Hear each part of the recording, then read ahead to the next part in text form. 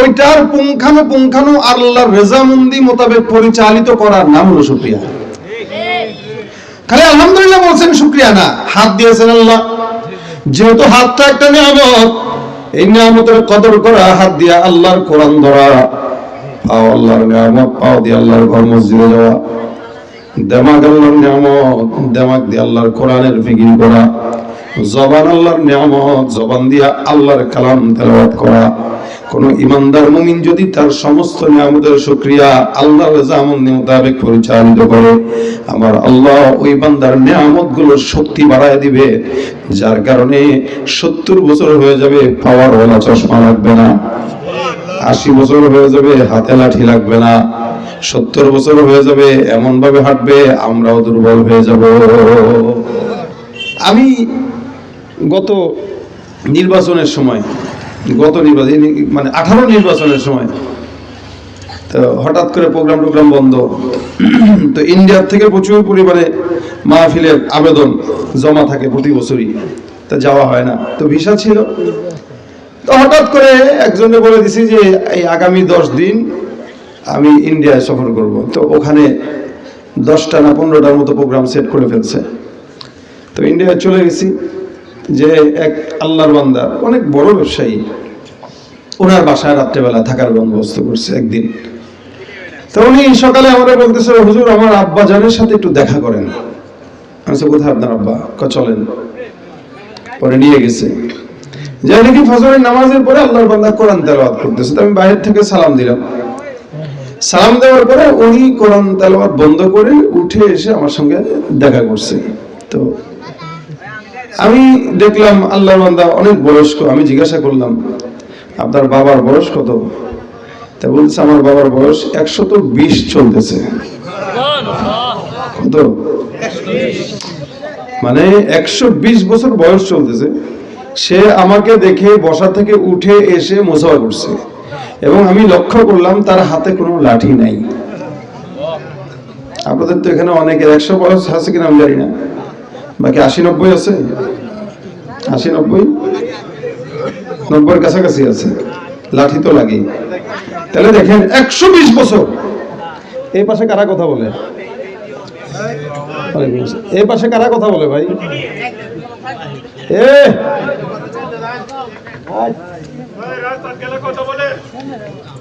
এদের কোনো হুঁশ নাই, হেস নাই। দেখতেছে এখানে কথা বলতেছে, বাস এখানে হেরা এদের কথা বলতেছে, বেতাসিল্লা বলাবো। দেখেন 120 বছর বয়স, সে লাঠি ছাড়াই হাঁটতেছে। আমি অবাক হয়ে গেলাম। কোরআন শরীফ যে পড়তেছিল তার কোনো চশমা লাগে নাই, নির্দ্বিধায় কোরআন পড়তেছে। আমি বিশ্বাস করতে পারতেছিলাম না, 120 বছর কিভাবে হয় লোকের। সে লাঠি ছাড়া হাঁটে, চশমা ছাড়া দেখে, কোরআন পড়তেছে, দিব্যি হাঁটতেছে, খাইতেছে, দাঁত একটাও নাই, সব দাঁত পড়া বাচ্চাদের মতো, কিন্তু সে খাবার খাইতেছে। আমি ওনাকে বললাম, বাজান আমার একটু দোয়া করে দেন।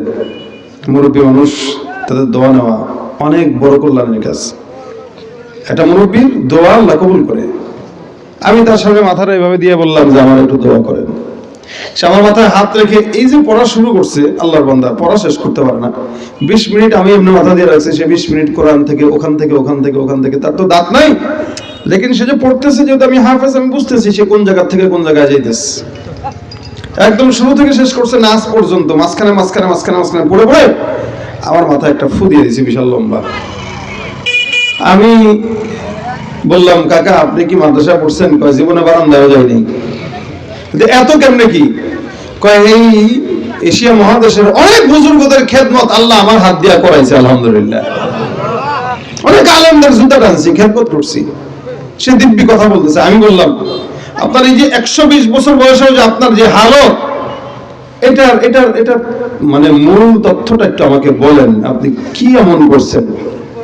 বলতেছে, আমি বহু বছর যাবত, তার মানে একটা জিনিস দেখাইলো, ওই যে পানির ফিল্টারের মতো একটা দিয়া বানানো, কি বলে, সিমেন্ট দিয়া বানানো একটা পানির মটকা বড়, এটা একটা কল লাগানো আছে, ওখানে সে পানি জমা রাখছে। আমারা বলতেছে, বাবা আমি এই যে পানিটা দেখছেন, এই পানিটায় আমি যখন কোরআন তেলাওয়াত করি, যখন জিকির করি, যা করি, আমি ওই পানিতে ফু দিয়ে রাখি। আমি ওযু করলেও ওই পানি দিয়ে ওযু করি, আমি গোসল করলেও ওই পানি দিয়ে গোসল করি, আমি খাইও এই পানি। তার মানে আমি কোরআনের ফু ছাড়া পানি খাইও না, গোসলও করি না। আমি চিন্তা করলাম আল্লাহ পাকের নিয়ামতকে কিভাবে কদর করলে পরে আল্লাহ পাক 120 বছর বয়সেও আল্লাহ চশমা লাগায় না, হাতে লাঠি লাগায় না, স্ট্রংলি হাঁটতে পারে। নিয়ামতের শুকরিয়া করলে যে নিয়ামত বাড়ে, এটাই হলো সর্বোচ্চ প্রমাণ। জোরে বলেন সুবহানাল্লাহ। আল্লাহ বলেন লা ইন শাকারতুম লা আযীদান্নাকুম, নিয়ামতের শুকরিয়া আদায় করবা, আমি আল্লাহ নিয়ামত বাড়ায় দেব। মুসিবতে ধৈর্য ধরবা, আমি আল্লাহ জান্নাতের সুসংবাদ দিলাম।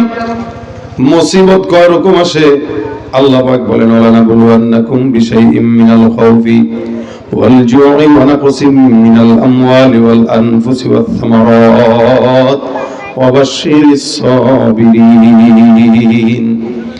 খোদা দিয়ে আমি আল্লাহ পাক রব্বুল আলামিন বান্দারে পরীক্ষা নিব, আমি আল্লাহ পাক ভয় দিয়া পরীক্ষা নিব, জান আর মালের নোকসানি দিয়া পরীক্ষা নিব, হাজার হাজার অন্যায় অপবাদ বিপদ মুসিবত দিয়া পরীক্ষা নিব। ইয়া রাসূলুল্লাহ, কোন ঈমানদার মুমিন যদি সবর ধৈর্য ধরে ধৈর্য ধারণকারী হয়, আল্লাহ নবী আপনি তাদেরকে বলে দেন, আমি আল্লাহ এই সকল বান্দাকে আমি আল্লাহ জান্নাতের সুসংবাদ দিয়ে দিলাম। সুবহানাল্লাহ। আর যদি মুসিবত চলে আসে, মুসিবত আসার পর কি করবে আল্লাহ পাক রব্বুল আলামিন পরবর্তী আয়াতে বলেন, আল্লাযীনা ইযা আসাবাতহুম মুসিবাতুন ক্বালু ইন্না লিল্লাহি ওয়া ইন্না ইলাইহি রাজিউন। আল্লাহ বলেন, মুসিবত যখন আমার তরফ থেকে আসবে, এ বান্দা তোমরা মুসিবতে এই আওয়াজটা দিবা, এই দোয়াটা পড়বা, কি ইন্না লিল্লাহি ওয়া ইন্না ইলাইহি রাজিউন। আমরা তো মনে করি এটা মৃত মানুষের দোয়া। আমাদের দেশে মানুষ মরলেই দোয়া পড়ে, কি মসজিদে মাইকে মারা গেছে অমুক, ইন্না লিল্লাহ, মানে জানে হলো মৌতের দোয়া। এটা মৌতের দোয়া না ভাই, এটা মৃত মানুষের দোয়া না, এটা মৃত্যুদের দোয়া, মৃত ব্যক্তির দোয়া না, এটা মুসিবতের দোয়া। যেহেতু মানুষ মরলে একটা মুসিবত, আমার বাবা মরছে, এটা আমার জন্য একটা মুসিবত, আমার বাচ্চা মরছে, এটা আমার একটা বড় মুসিবত, এই জন্য পড়তেছি ইন্না লিল্লাহ। কিন্তু যেভাবে মৃত মানুষের জন্য এই দোয়া পড়া হয়, এভাবে হার বালা মুসিবতে যদি এই দোয়া পড়তো, তো মুসিবত দূর হয়ে যেত। এই জন্য একটা জুতার ফিতা ছিঁড়লেও পড়বেন কি ইন্না লিল্লাহি ওয়া ইন্না ইলাইহি রাজিউন, ইন্না লিল্লাহি ওয়া ইন্না ইলাইহি রাজিউন, ইন্না লিল্লাহি ওয়া ইন্না ইলাইহি রাজিউন। মুসিবত আল্লাহ পাক রব্বুল আলামিনের কোন বান্দা যদি ধৈর্য ধারণ করে, আল্লাহ পাক ওই বান্দার জন্য একাই নিজে সব হয়ে যান। এই কারণে আল্লাহ পাক বলেন, ইন্নাল্লাহা মা'আস সাবিরিন, ধৈর্য ধারণকারীদের সঙ্গে সঙ্গে আল্লাহ। যারা ধৈর্য ধারণ করবে আল্লাহ তাদের সঙ্গী হয়। ইমাম আহমদ ইবনে হাম্বল রাহমাতুল্লাহ আলাইহি বলেন, ঘটনা উল্লেখ করে বলেন, এক আল্লাহর বান্দা ঈমানদার, আরেক আল্লাহর বান্দা বেঈমান। ঈমানদার বান্দা মাছ ধরে, বেঈমান বান্দা মাছ ধরে। ঈমানদার বান্দা যতবার বর্ষি ফেলায় আল্লাহর নামে একবারও মাছ ওঠে না। বেঈমান বান্দা যতবার বর্ষি ফেলায় ততবার মাছ ধরে, কিন্তু একবারও আল্লাহর নামে মাছ ধরে না।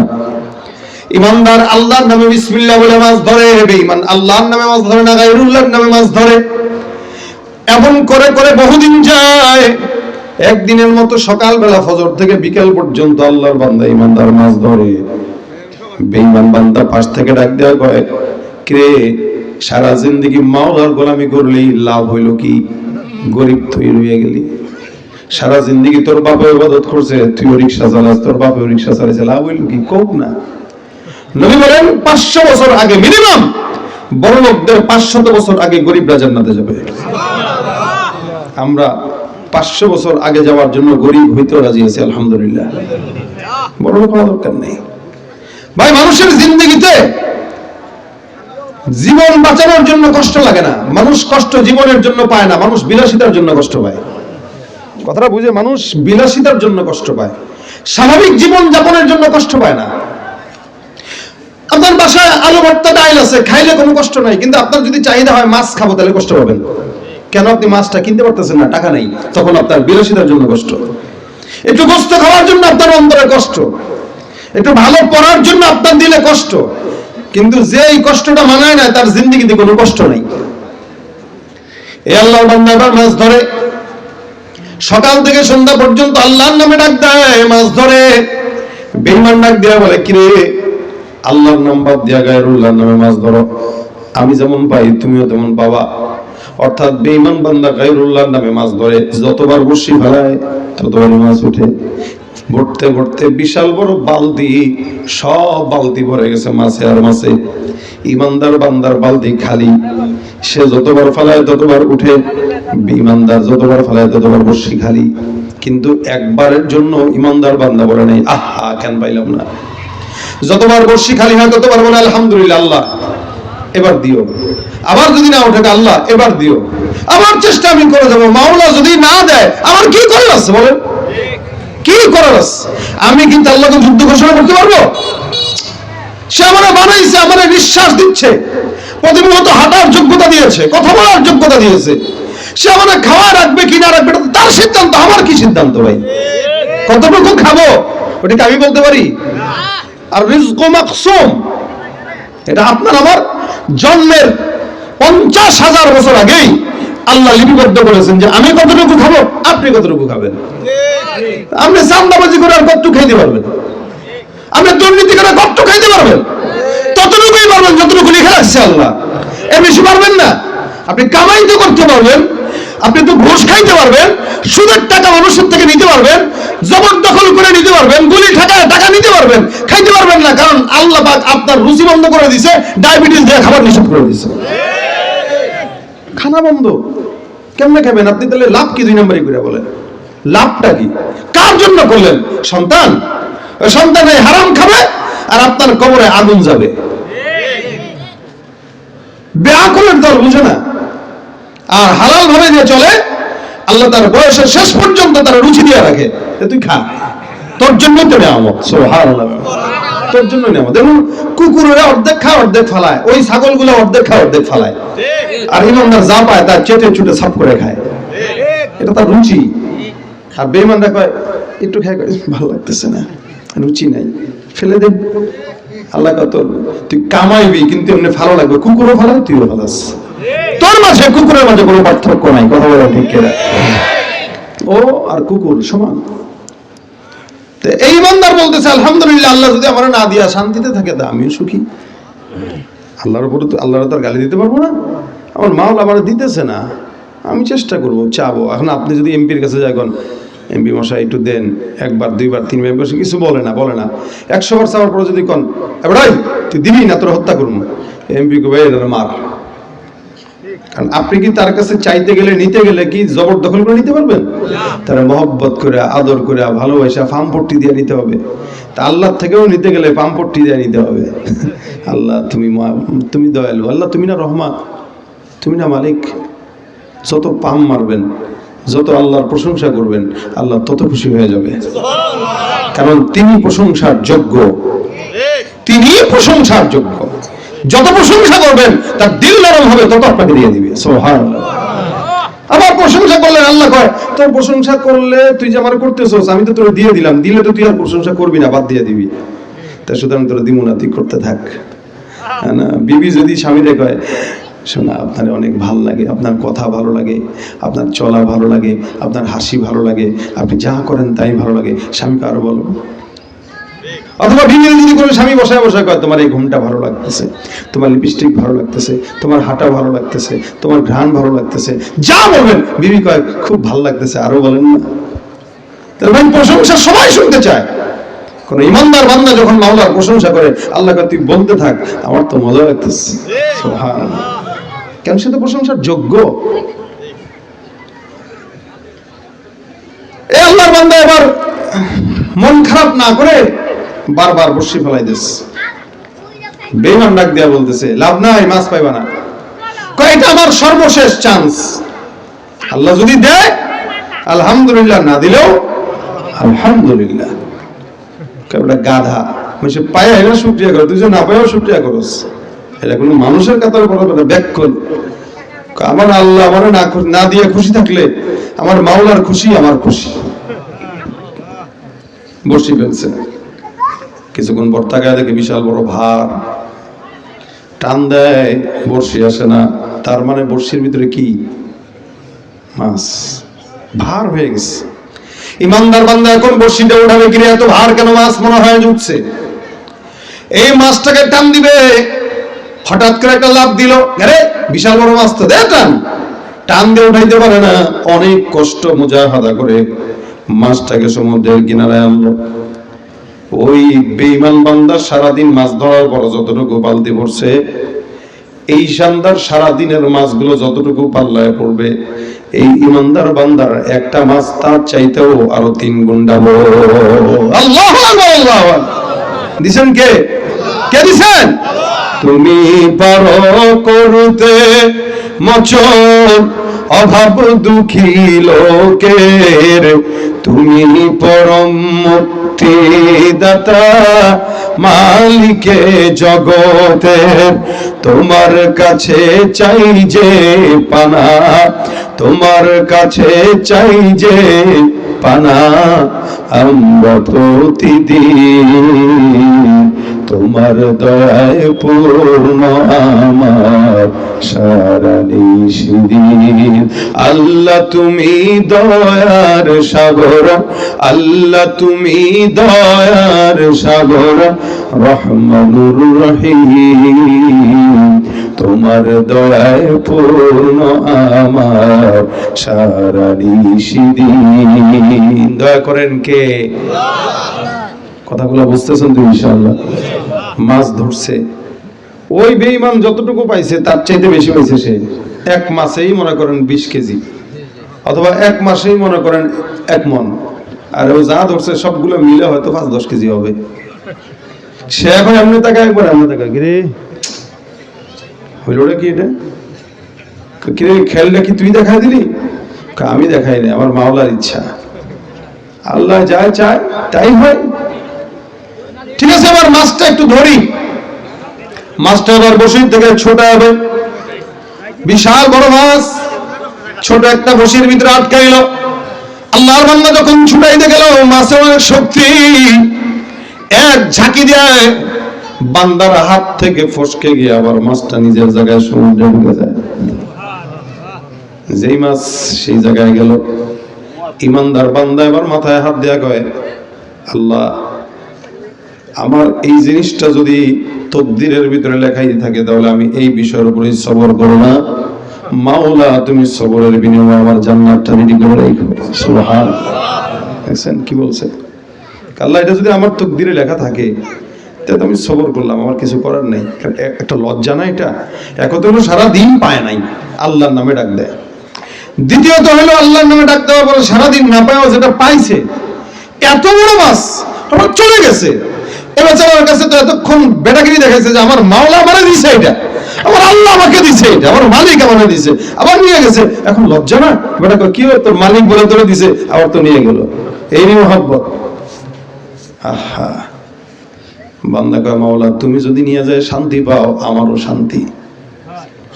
আমি ছোট্ট বান্দা, তুমি বড় মালিক, তোমার দিলের ভিতরে কি ভয় আমার বোঝার ক্ষমতা নাই। তুমি খুশি তো আমি খুশি, তুমি রাজি তো আমি রাজি। তোমার সন্তুষ্টি অর্জন করার জন্য আমি সবর আদায় করলাম। আয় আল্লাহ, সবরের বিনিময়ে জান্নাত দিয়ে রাখো। আল্লাহর বান্দার মন খারাপ হয়ে গেছে কিন্তু সবর করছে। এই ইমানদার বান্দা সবর করলো, বেঈমান বান্দা হাসতেছে। আল্লাহর বান্দার ফেরেশতা ডাক দেয়া বলে, মালিক একজন আল্লাহর বান্দা সারা জিন্দেগি তোমার জিকির আদায় করার পরে মাছ যেটা পাইল ওটাও নিয়ে গেলা, আর বেঈমান সারাদিন গায়রুল্লাহর নামে বর্ষি ফেলায় মাছ পায়। এখন বেঈমান তুই ইমানদারের সঙ্গে টিটকারি করে তোমার হাতে ছোট বানায় দিল। বেঈমানদার কারণে ইমানদার লজ্জায় পড়ে গেল, ধৈর্য ধরলো। আল্লাহ কয়, ফেরেশতা আমি যতটুকু জানি তোরা তো তা জানোস না, একটা কাজ কর, ইমানদার বান্দার জন্য আমি আল্লাহ সবরের বিনিময়ে একটা জান্নাত রেডি করে দিলাম। আর বেঈমানের জন্য জাহান্নাম। এ ফেরেশতার দল, বেঈমানের জাহান্নামে একটা নজর দেখে আয়, আর ইমানদারের জান্নাতটা একটা নজর দেখে আয়। ইমানদারের জান্নাত কতটুকু, বেঈমানের জাহান্নাম কতটুকু, এটা একটু দেখে এসে আমি আল্লাহরে বল। ইমানদারের বান্দার জান্নাত দেখার জন্য ফেরেশতা যায়, তাকায় দেখে বিশাল বড় জান্নাত, নিয়ামত আর নিয়ামত, হুর আর হুর, খাবার আর খাবার, বিশাল বড় জান্নাত। নবী সাল্লাল্লাহু আলাইহি ওয়াসাল্লাম বলেন, আদনা থেকে আদনা একজন ইমানদারকেও আমার আল্লাহ যেই জান্নাতটা দান করবেন, ওই জান্নাতটা এত বড়, আল্লাহ পাক রব্বুল আলামিন বলেন, ওয়াসারিউ ইলা মাগফিরাতিন মির রাব্বিকুম ওয়া জান্নাতিন আরদুহাস সামাওয়াতু ওয়াল আরদ। আল্লাহ পাক রব্বুল আলামিন বলেন, হে ইমানদার, তোমরা আল্লাহর রবের দয়ার পিছনে তোমরা ছোট, তোমরা তোমাদের রবের দয়ার পিছনে দৌড়াও, জান্নাতের পিছনে দৌড়াও, এমন জান্নাতের পিছনে দৌড়াও যে জান্নাতের প্রশস্ততা আসমান আর জমিনের সমান। এত বিশাল বড় জান্নাত আমি আল্লাহ বান্দাকে দান করব। আল্লাহ নবী বলেন, আদনা থেকে আদনা মুমিন যে জান্নাত পাবে, ওই জান্নাতটা গোটা দুনিয়া 10টা দুনিয়ার সমান জান্নাত। এত বিশাল বড় জান্নাত আল্লাহ পাক বান্দার জন্য রাখছে। ফেরেশতা জান্নাত ঘুরে ঘুরে দেখে আর কয়, সুবহানাল্লাহ, এটা কি দেখলাম, ইয়া আল্লাহ, দেখে আসছি ইমানদারের জান্নাত। আমার আল্লাহ ডাক দেয়া বলে, ফেরেশতার দল, বান্দার জান্নাতটা কেমন দেখছো? ফেরেশতা বলে, আল্লাহ, ওই বান্দা সারা জিন্দেগি হায়াত পাওয়ার পর যদি বর্ষি ফলায় আর মাছ ধরতে চায়, একটা মাছও যদি তার বর্ষিতে না উঠে, সারা জিন্দেগি যদি কষ্ট পায়, কিয়ামত পর্যন্ত যদি হায়াত পায়, বর্ষি ফলায় যদি মাছ না পায়, যে কষ্টটা পাবে, বিশাল বড় যে জান্নাত দেখলাম, ওই জান্নাতটা পাওয়ার পর সারা কিয়ামত পর্যন্ত জিন্দেগির কষ্ট 1 সেকেন্ডের জন্য মনে হবে না। সুবহানাল্লাহ ওয়া বিহামদিহি, সুবহানাল্লাহ। আল্লাহ পাক রব্বুল আলামিন ডাক দিয়ে বলে, এবার যাও জাহান্নামী বান্দার জাহান্নামটা দেখে আসো। ওই বান্দার জাহান্নাম দেখার জন্য ফেরেশতা দৌড় দেয়। বিশাল বড় জাহান্নাম। আল্লাহর বান্দা যেই জাহান্নামটা পাবে, ইমানদার না বেঈমান, ফেরেশতা জাহান্নাম দেখে আসার পর ডাক দিয়ে বলে, মালিক, এই বান্দা সারা জিন্দেগি যদি বর্ষি ফলায় আর মাছ ধরে, তারপরেও যদি বান্দাটা মাছ পায়, কিয়ামত পর্যন্ত যদি হায়াত পায়, কিয়ামত পর্যন্ত যদি মাছ ধরে আর মাছ পায়, কোটিপতি হবে, অনেক বড় লোক হবে, সারা দুনিয়ার বাদশা হইতে পারবে, সারা জিন্দেগি আরামে এসে থাকতে পারবে। কিন্তু ওই আরামের পর এই জাহান্নামের কোনাও দিলে যদি হাঁটে, ওই বান্দার মতো নিমক হারাম বান্দা, নাফরমান নালায়েক বান্দা, হতভাগা বান্দা আসমানের নিচে জমিনের উপরে কেউ হতে পারে না। দুনিয়াতে মনে হইতেছে সে অনেক কিছু পেয়ে গেছে। এজন্য দুনিয়ায় কারো বাড়ি ঘর অবস্থা ভালো, গাড়ি বাড়ি আছে, বিশাল বড় চেয়ারম্যান, এমপি, মন্ত্রী, এগুলা দেখে অবাক হবেন না, এগুলা দেখে আফসোস করেন না। থাক না, ওটা নিয়ে থাক, আপনার নাই, আপনি সন্তুষ্ট থাকেন। আল্লাহ এখানে আপনাকে না দিলেও ওখানে ঠিকই দিবে ইনশাআল্লাহ। ওখানে যেটা দিবে ওটা শুরু আছে, শেষ নাই। এই কারণে ইমাম আহমদ ইবনে হাম্বল বলেন, ধৈর্য ধারণ করো। সবরওয়ালাদের সঙ্গে আল্লাহ পাক রব্বুল আলামিন থাকে, যারা ধৈর্য ধারণ করে তাদের সঙ্গে আমার মাওলা আছে। এই জন্য আল্লাহ পাক রব্বুল আলামিন বলেন, তোমাদের হায়াত আর মওতটা আমি আল্লাহ পাক ধৈর্য ধারণ করবে কি কতটুকু পরীক্ষা করার জন্য পাঠাইলাম। আল্লাহ বলেন, আল্লাযী খালাকাল মাউতা ওয়াল হায়াতা লিয়াবলুয়াকুম আইয়ুকুম আহসানু আমালা। আলমে আউয়াল বারায়ে ইমতিহা, আলমে আউয়াল বারায়ে ইমতিহা, আলমে সানি জাযায়ে ইওয়া। আল্লাহ পাক বলেন, হায়াত আর মওত আমি আল্লাহ পাক বান্দাকে পরীক্ষা করার জন্য দিলাম। তোমাদের মধ্যে কোন বান্দা কত উত্তম আমল করে এটা দেখার জন্য। এই যে পরীক্ষার হলে বিপদও দিবে, বিপদ পাওয়ার পর বান্দা কতটুকু ধৈর্য ধারণ করে এটা দেখবেন। হে মুসলমান নবীর উম্মত, ধৈর্য ধারণ করা এটা নবীদের গুণ, সাহাবীদের গুণ। আপনার আমার নবী যদি ধৈর্য ধারণ না করতেন, ইসলামের বাণী এই পর্যন্ত পাওয়া সম্ভব ছিল না। তায়েফে গেছিলেন, মার খেয়েছিলেন না, বুঝছো, আঘাত প্রাপ্ত হয়েছেন, পায়ের সঙ্গে জুতা লেগে গেছে, রক্তের সঙ্গে আঠার মতো জুতা লেগে গেছে পায়ের সাথে। রাসূল সাল্লাল্লাহু আলাইহি ওয়াসাল্লাম কান্নাকাটি করছেন, হাও মাও করে কাঁদছেন। এক তো নিজের মাতৃভূমি ছেড়ে আসছে, ভিন দেশে যদি মার খায় এটা কতটা কষ্টের। আমি এক জায়গায় সফর করতে যাই, যদি আঘাতপ্রাপ্ত হই এটা আমার কাছে বেশি কষ্ট লাগবে। এলাকায় আঘাতপ্রাপ্ত হলে এলাকার মানুষ মারছে, আদর করবে, সমস্যা নাই। কিন্তু বাইরের মানুষ চিনি না জানি, ওরা যখন মারে, ভাই কই যাব, কার কাছে যাব, জায়গা তো নাই। ওই অবস্থা তো কতটুকু আঘাতপ্রাপ্ত হলে আল্লাহ পাক জিবরিলকে পাঠিয়ে দিয়েছেন, জিবরাইল যাও আমার নবীকে বলো, ইয়া রাসূলুল্লাহ আল্লাহ পাক আপনাকে ইখতিয়ার দিয়ে দিবেন, আপনি যদি বলেন এদেরকে জমিনকে উল্টা দিয়ে ধ্বংস করে দিবে, একবারের জন্য বলেন, আমি আমার পাখাটা দিয়ে এমনি করবো, একটা বেশি কিছু লাগবে না। জিবরাইল এত পাখা, এই পাখা দিয়ে আমি খালি একটা বাড়ি দিব, তায়েফটা উল্টায় যাবে। হুজুর আপনি বলেন এদেরকে কি রাখবো না ধ্বংস করবো? নবী সাল্লাল্লাহু আলাইহি ওয়াসাল্লাম যদি ধ্বংস করার বদদোয়া দিতেন ধৈর্য ধারণ করে, তাহলে এই পর্যন্ত ইসলাম আমরা পেতাম না। আল্লাহ নবী সবর করলেন। আল্লাহ নবী ডাক দিয়ে বলে, আল্লাহুম্মা হদি কওমি, আল্লাহুম্মা হদি কওমি, আল্লাহ আমার কওমকে হেদায়েত দাও। জিবরাইল আমিন, যেই জাতি আমাকে এখন মারে, এরা না বুঝে মারে, এরা না বুঝে মারে, না জেনে মারে, এরা যদি জানতো আমি আখিরি পয়গম্বর, এরা তো আমাকে আঘাত দিত না, মারতো না।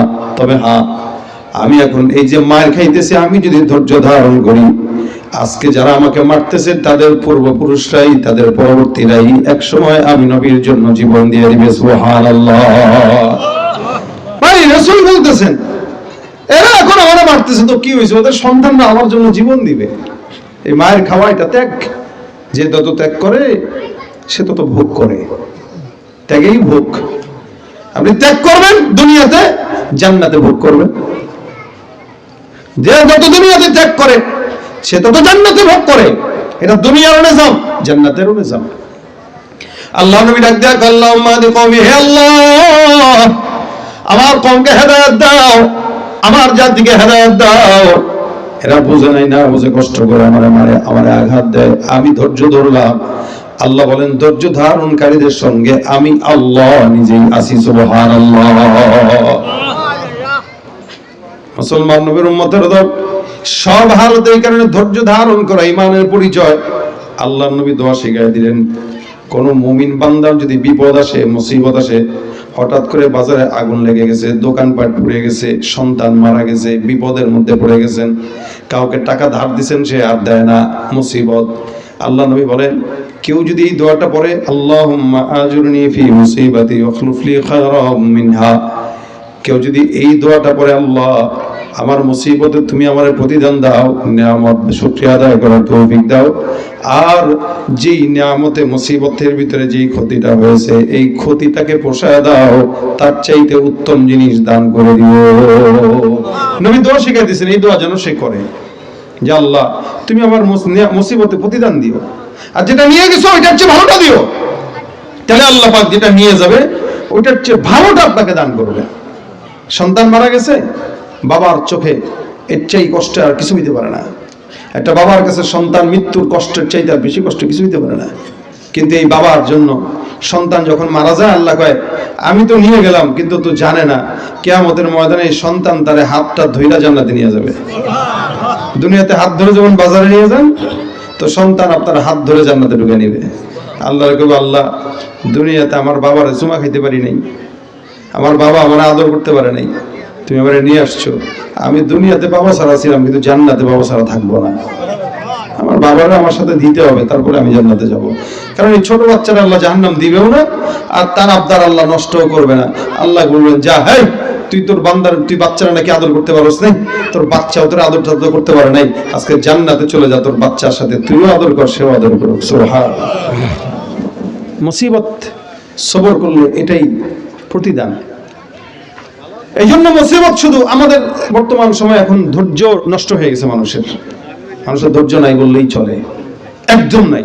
পিছন থেকে হুন্ডা চালাইতেছে, সামনে সিএনজি ওয়ালা হর্ন দিতেছে, সিএনজি সাইড কেন দেয় নাই, হুন্ডাটা একটু পাস করে দাস, সামনে আটকায় সাইড দিস নাই কেন চিমস আমারে, বাস শুরু হয়েছে মারামারি, 5 টাকার ভাড়া নিয়ে শুরু হয়েছে মারামারি। ধৈর্য নাই। একটা কথা বলতে মাটিতে পড়তে দেরি, জবাব দিতে দেরি হয় না এখন। এক সময় ছোটদেরকে একটা কথা বললে এটা গিলতো, এখন আর গিলে না, এখন কথা কানে মাথায় পড়ার আগে জবাব দিয়ে দেয়, রিপিট। কত সোজা, আমারে বইলা ছাড় পাবে, এত সহজ। এই যে বেয়াদব হয়ে গেছে এটা বোঝে না, আমারে বইলা ছাড় পাবে। এই জন্য সব হালতে সবর করেন, ইবাদতের ক্ষেত্রে সবর করেন। কেমন? এই রাতের বেলা ঠান্ডা পানি দিয়ে ওযু করে নামাজ পড়তে অনেক কষ্ট, এই কষ্টটা একটু মেনে নেন সবরের সাথে। ইবাদতের ক্ষেত্রে এই কষ্টটা মেনে নেন, ইনশাআল্লাহ জান্নাত মিলে যাবে। কয়জনে দেখছেন ফজরের নামাজ মসজিদে পড়তে শীতের ভিতরে? কয়জনে দেখেন? হাতে গোনা 5 জন 6 জনই আপনারা মুরব্বিরাই নামাজ পড়েন, আর সব তো বাসায় ঘুমায়। সবর নাই, ইবাদতের ক্ষেত্রে সবর নাই, সংসার পরিচালনা করার ক্ষেত্রে সবর নাই। বিবি যদি খালি কোনো মতে একবার নুন একটু কম দিছে রান্নায়, হইছে কাম, মায়ের একটা মাটিতে পড়ে না, থাপ্পড়ের উপর থাপ্পড় দেয় না? আরে ভাই হইতে তো পারে, সারা জিন্দেগি রান্না খাওয়াইলো, একদিন তো একটু নষ্ট হইতে পারে। সবর নাই। কামার পিছনে কত মাইয়া ঘুরে তুই জানাস? তুই রান্না লবণ কেমনে কম দিলি ক? আরেকদিন কম হলে আরেকটা ধরে নিয়ে আসবো। এই ভিডিও চিন্তা করে তুই পরকিয়ার ভয় দেখাস, আমি কি কম জানি? রূপ কি আমার কম? পরকিয়া বাড়ছে না কমছে? এই কারণেই তো বাড়ছে। না বউর ধৈর্য আছে, না স্বামীর ধৈর্য আছে। স্বামী মনে করে আমি মনে হচ্ছে ভালো পাইতাম, আর বউ মনে করে এই বেটা সংসার আমি বলি না করছি। কথা বোঝেন না আপনারা? দুজন একদম আসমানে মনে করতেছে।